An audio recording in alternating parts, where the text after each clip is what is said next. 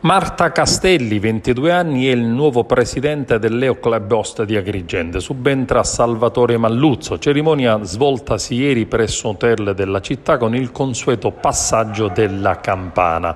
Il nuovo presidente, Marta Castelli, laureata in mediazione linguistica e culturale presso il Polo Universitario di Agrigento, ha tracciato da subito le linee programmatiche rimarcando la collaborazione con le realtà associative del territorio ed ha presentato immediatamente il nuovo direttivo, composto da past presidente Salvatore Malluzzo, primo vicepresidente Eliseo Maria Giorgio, secondo vicepresidente tesoriere Anthony Dallicardillo, segretario Roberta Bruccoleri, cerimoniere Turi Losardo, consigliere del presidente Pietro Restivo e Sara Malluzzo, revisore dei conti Francesco Bonfiglio.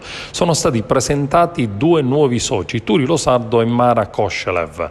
Inizia dunque l'anno sociale che vedrà al timone dello club host per la prima volta una donna impegnata che ha già dato prova di concretezza. Nessun omaggio ai presenti floreale, ma una donazione a favore del centro antiviolenze e stalking di Agrigento quale segno di interesse e di vicinanza del club verso la comunità agrigentina.